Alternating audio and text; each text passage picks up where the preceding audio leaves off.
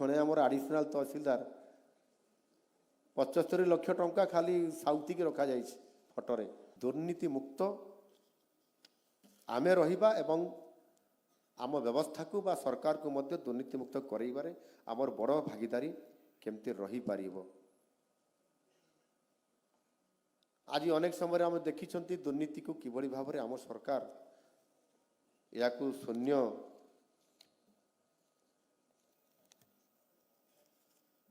ସହନଶୀଳତା ନା କ'ଣ କହନ୍ତି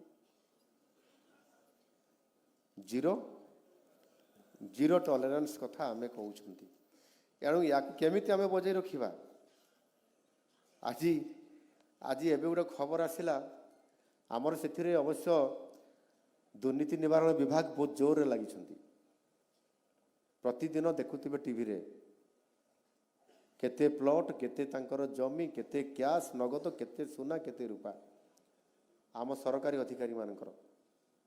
ଏ କଥା ମୁଁ କହିବା କଥା ନୁହଁ। ଆଜି ଆପଣ ମାନେ ନୂଆ ଦାୟିତ୍ୱ ନେଉଛନ୍ତି, ଏ ସିରିୟସ୍ କଥା।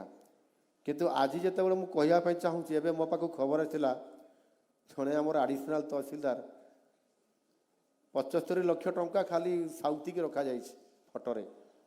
75 ଲକ୍ଷ ଟଙ୍କା ଆଜି ଏବେ ଜଷ୍ଟ ମାତ୍ର ଅଧଘଣ୍ଟା ଭିତରେ ମୋ ପାଖରେ ଖବର ଆସିଲା।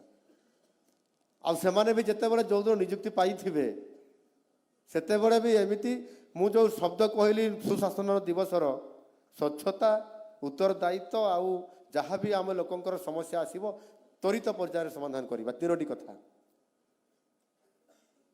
ଯେଉଁ 1543 ଜଣ ଆଜି ଆପଣମାନେ ନିଯୁକ୍ତି ପାଇଛନ୍ତି, ଏ ପ୍ରକାରର ଖବର, ଏ ପ୍ରକାରର ଚିତ୍ର ଯେମିତି ଲୋକ ସାମ୍ନାକୁ ବା ଟିଭି ସାମ୍ନାକୁ ନ ଆସୁ, ମୁଁ ସେଥିପାଇଁ ଆପଣଙ୍କ ପାଇଁ ପ୍ରଭୁ ଜଗନ୍ନାଥଙ୍କ ନିକଟରେ ପ୍ରାର୍ଥନା କରୁଛି।